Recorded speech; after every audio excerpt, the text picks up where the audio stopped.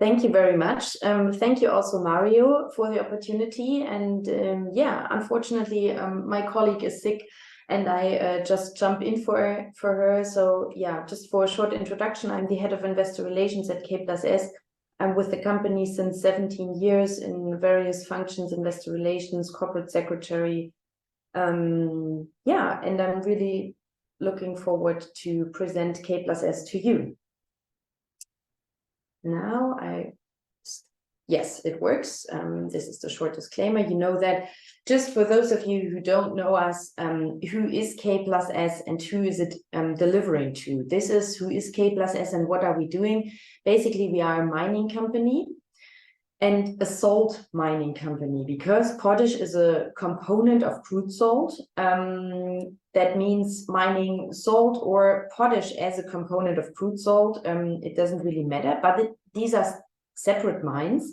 So we are mining potash in Germany and in Canada. We are the only potash producer with operations on 2 continents, and we have salt mines in Europe.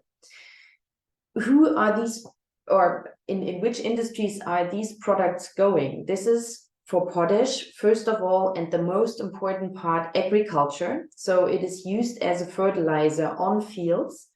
And potash also goes into industry applications, for example, pharmaceutical salts, electrolysis, oil and gas drilling. These are interesting industries where we are also delivering potash products to, and salt products go into very, very different industries. 5,000 different end usages. Also here you have electrolysis, you have dyeing, you have the whole food industry, you have for sure also the consumer who is using salt, and you have de-icing salt. So this as a very brief introductions on the field of our usage. And connected to this immediately, what are the mega trends? And you will find the mega trends especially on the agriculture side, but also partly on the industry plus side, and I will come to them now. So we have a global population increase, and as long as we have this global population increase, there are more people that want to eat. On the other hand, we have less arable land per capita, but also in total less arable land available because of bigger cities, because of bigger need to live. And that's why the intensity of the agriculture has to increase.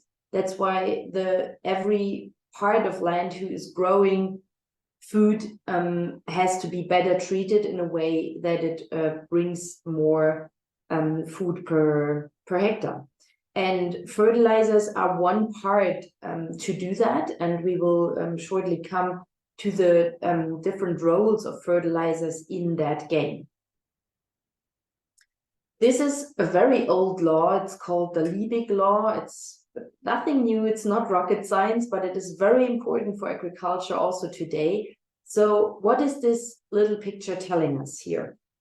The plant needs 3 nutrients, 3 main nutrients. This is potash, phosphate, and nitrogen.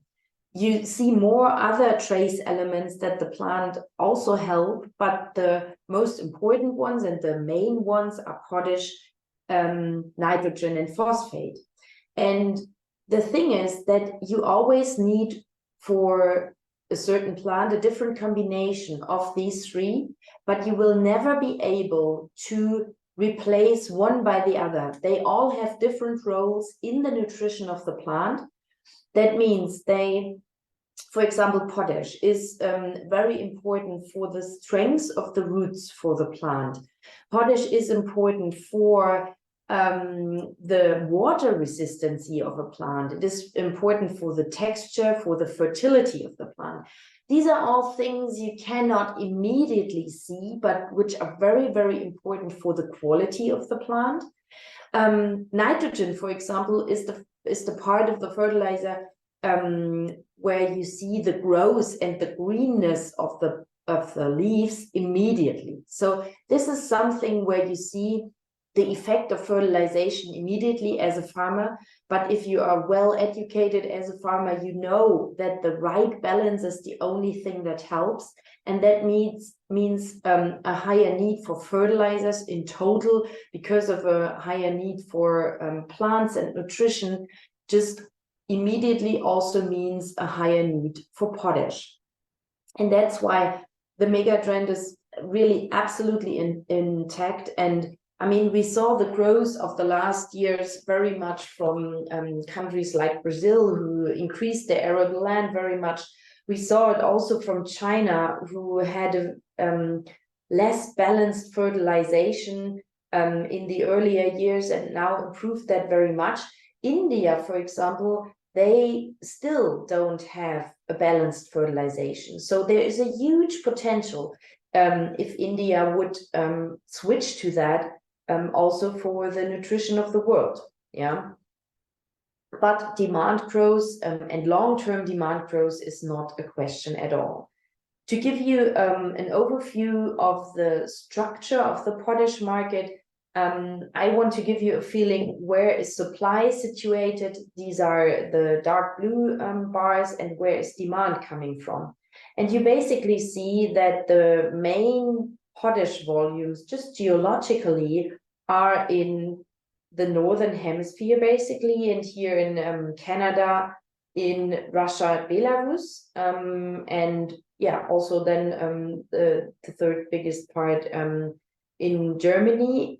The things you see here in Asia, this is ICL, so Israeli and potash is counted to that, and these are smaller projects and salt lakes. So these are not really geological underground areas where you will find potash.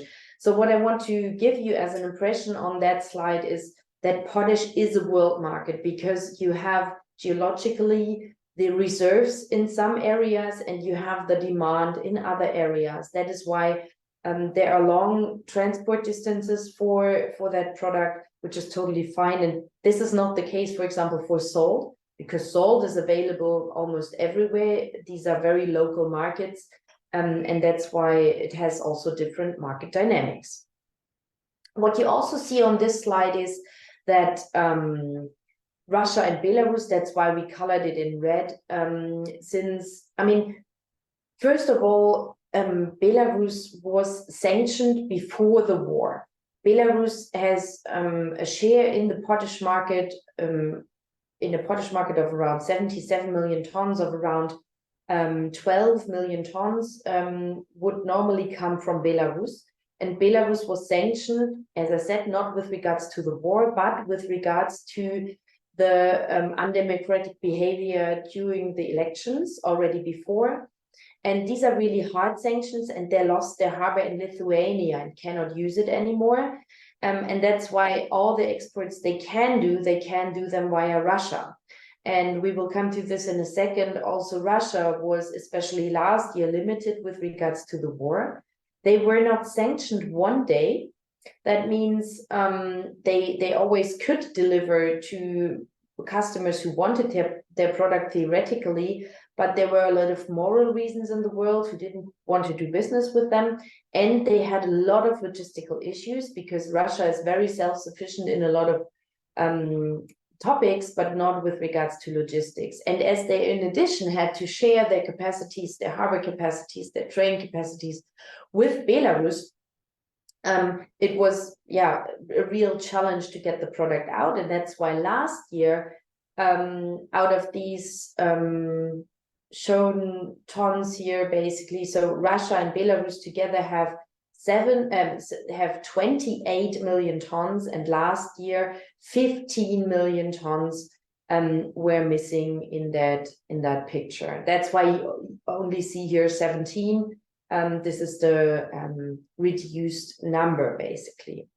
This graph also shows you again the weights on the potash market. You have for sure the big producers, Nutrien and Mosaic in Canada. These are our biggest competitors in Canada.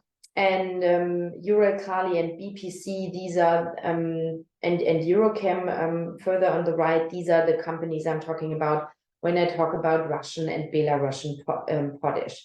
So last year, out of 28 million tons, 15 million tons were missing.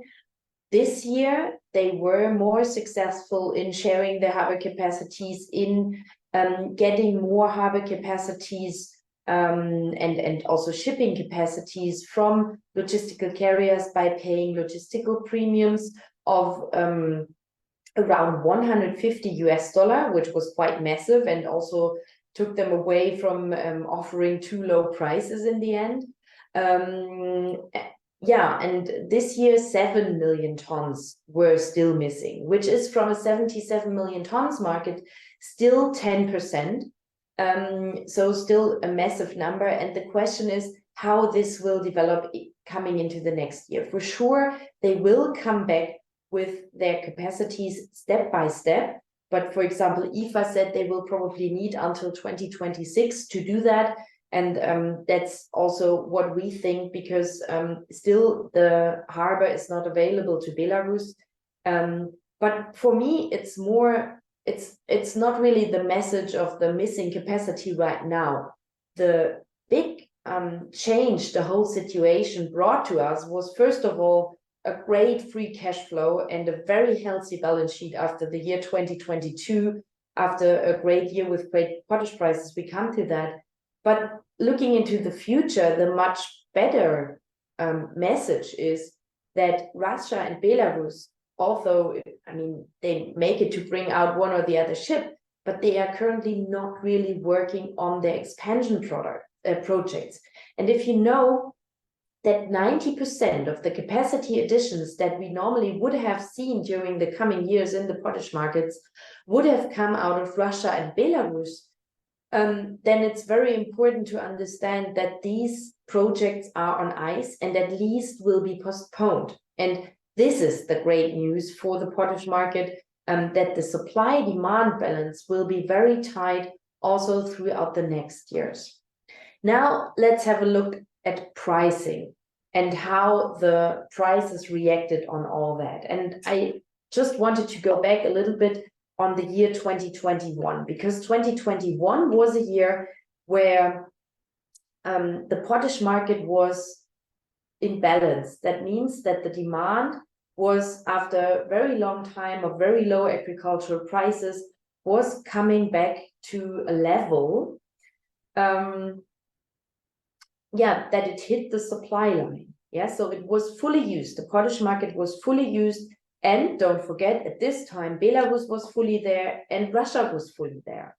So with good agricultural prices, the world used the full supply that was available. So it became clear that now the growth can only be fed by capacity additions. And if you look at who did capacity additions in the last years, in 2008, when we saw nice potash prices already shortly, 160 projects were started, only 3 of them were further developed, and one of this is our Bethune mine, the legacy project, which we developed in Canada. And that's just very important to understand. The potash market was fully used before the war situation. Yeah. Then the Belarus sanctions came on top, and potash prices. So when it was fully used, they were rising from around $250 to $500. When Belarusian potash sanctions came on top, they were rising to around $790. Still no war situation. And then the war situation came on top and made clear, wow, there are very big supply constraints in the market, and prices rose to over 1,000, which was definitely overdone. That's no question at all. And we had wished that it would have gone slower and be more sustainable, because what we saw afterwards was that farmers were holding back on this high price level because there was a lot of insecurity in the markets with regards to agricultural prices. What will they do? How will they develop? And farmers went into a wait and see attitude. Yeah.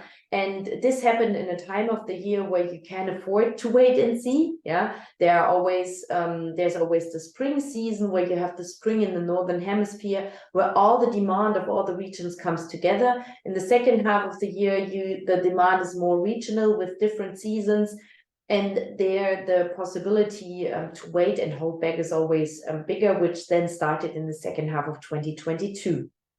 And then the question was, how fast will potash prices bottom out? And actually it happened fast, but it happened on a much lower level than everyone thought. So the whole industry was thinking that probably the right level would be at least 500 to bottom out, because Belarus and Russia are still not fully back in the market. But there were a lot of things happening and seasons happening, and China, who is the only market who has contracts, long-term or one-year contracts for potash, who then did a strange potash contract with the Canadian competitors, which all brought the price to bottom out at quite a low level. That means at around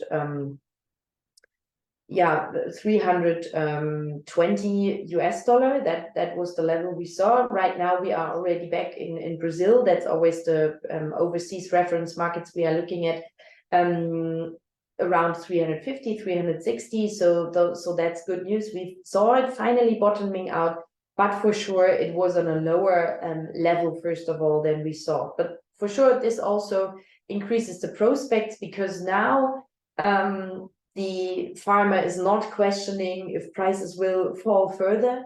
They are now fully coming back with demand, what we already saw in the European autumn season very nicely, so that the usage of the potash market should be quite high again, which should also be a positive sign for pricing in the upcoming months. And that's what we also built into our guidance. And I don't want to look into the yearly result too much. All I want to show you with that picture is that, yes, we are in a cyclical business. Yeah, but after we sold our operating unit Americas in 2021, we are even more dependent on this agricultural, on this potash cycle. But I guess what we learned strategically is that this is not a problem, because the only thing you have to take care of is that you manage this cycle very well. Yeah, and that's why, and now I'm coming to our strategy and looking more into the long-term future, is that we said optimize the existing business. And that's what you see here in that chart, with 70% of management focus is the important factor we have to take care of, because we have to make sure that also at the low end of the cycle, we are not burning money. We will make very good money. We made a cash flow of over 1 billion last year in the upper times of the cycle, but we should not burn money. And that actually happened in 2020 at the low end of the cycle. This should never happen again. And we have a lot of measures on all the different sides, and I will come to a few examples in the next few minutes to show you how much we are working on that. For sure, also growth remains a topic, but with a much lower management focus. And here the balance sheet situation is always key. So we will not accept more than 1.5 times net debt to EBITDA, also in the low end of the cycle. And new business areas, this is referring to our big infrastructure that we have with very big tailings piles, which we can cover, where we will store construction waste. This is a nice business model. We use underground caverns to store a lot of things, and there are very big potentials also with regards to hydrogen. So all very interesting areas, but the focus is on optimizing the existing business. And here just a few examples. The clear focus of our sites: Bethune, the mine in Canada, is definitely our implemented growth story, because we are now at a production usage of 2 million tons, and we will ramp it up over the upcoming years to 4 million tons slowly, yes, 100 to 150,000 tons ramp up per year, but steadily. Silids, we will still have a lot of optimization possibilities and increases in the ore grade. Werra 2060, Werra is our biggest German site, and I will come to this in on the next slide. And Neuhof, we will also look very much to the optimized usage of the ore contents. Werra 2060, this is one very important project which we communicated in November last year. And basically it is a project where we combine economic advantages with ESG advantages. And it would be too complicated to explain all the technical components of that. You can have a look at the presentation later. But what we definitely will do is that we will have a lot of NPV advantages also with regards to ESG, because we will save on the residues, salty residues, solid and liquid. We will reduce the CO2 emissions and the cost around that, and also the energy needs. And yeah, this is a very promising project, which will especially increase also the lifetime of the project, because otherwise we would have come to a border when it comes to allowances to further do it like we did it in the past. That's why we can combine that very nicely, and it's a very economic project. Also, to give you a short view on the climate strategy, first of all, we want to highlight that we already reduced our CO2 emissions from 1990 to 2020 by 80%. That's why until 2030, our goal by reducing by another 10% doesn't look very ambitious.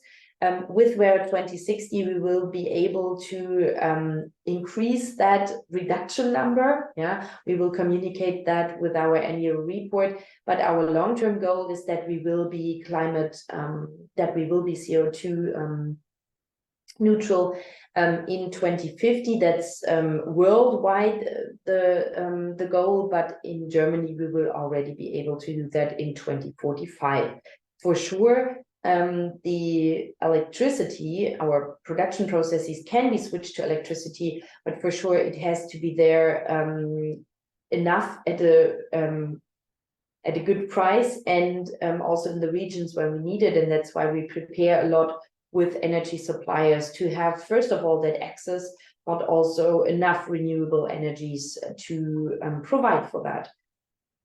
And this just as a final slide, when it comes to ESG, for sure we have our contribution to the 17 SDGs. You see the fields here, which are highlighted in the color: climate action, zero hunger, good health, life on land, sustainable cities, responsible consumption, and clean water. These are the SDGs we are having a contribution to. Yeah, and maybe just a last word on our capital allocation strategy. On the very successful last year, we paid out 40% of our free cash flow, and we did that half dividends, half share buybacks. And we will also communicate our new capital allocation strategy soon. And I guess you will be able to orientate on a certain share of free cash flow, which will be distributed. And yeah, probably it would be a good way to look at it, that dividends should not fluctuate too much, and that you can always share with shareholders very good years with share buybacks. So that's why you would take the fluctuations off with share buybacks to have more stable dividends. And yeah, this is how we look at capital allocation in that way. Yeah, this is a very short overview of K+S, and I hope you have a good overview of the company. And now I'm looking forward to 4 minutes of questions. Yes, thank you very much. There are already a few questions in the chat. So first of all, regarding debt, you decreased the debt, and how much debt is there still left, and what's the strategy on the debt? Yes, we don't have debt anymore. That's or at least no financial debt anymore. We have a net asset position of around 300 million euros. Net financial asset positions, and then for sure we also have our long-term provisions with regards to our mining obligations. That means if you're a mining company, you always have to take care for the mines forever, basically. Yeah, you have to close them down, or you have to take care for the tailings piles for quite a long time. These are very small cash outs yearly in the future, but over a very long time, and that's why these mining obligations sum up to around 1 billion, yeah, which is then making up the net debt position of around 700 million euro as of 30th of June. And yeah, as this is also counted into the number net debt to EBITDA, we will take care of the fact that we will not have a very high financial debt anymore. Yeah, because the past showed that it was burdening on us and on the share as well very much, and that's why we can use some leverage already with that provisions, but not too much. And with the prices are now bottoming out or increasing slightly, is there a chance that you maybe increase or decrease your guidance in the coming years? What's the goal here, and what's the plan? Yeah, I mean, for sure, you saw that that our EBITDA is really a big function of the potash price. Yeah, and we, for example, had to decrease our guidance for this year to the shown range, 600 to 800 million euro. And I mean, this gives you an EBITDA level for the potash price we are currently seeing, which is definitely in the lower range of things people are expecting. Yeah, and that's because it should provide for a higher EBITDA in case potash prices show the tight supply and demand situation. Yeah. And maybe can you elaborate again on the share buyback program? What is the goal for the coming years? Yes, so we now have bought back around a bit more than 60% of the current program. So we decided for the good year 2022 to do a share buyback program of 200 million euros, and it's running very nicely. It's in the hands of the bank, so we don't have an influence on that. So they did just have the goal to buy back 200 million euros. And it will be decided year by year. So we will always have a look at the last year's free cash flow, yeah, around March, when we also decide on the dividend, and then decide on the dividend and the share buyback in a package. Yeah. Okay, so the time is already up. Thank you very much. It was an excellent presentation, and all the answers were also very nice. So thank you very much. Thank you. Have a nice day. Yeah.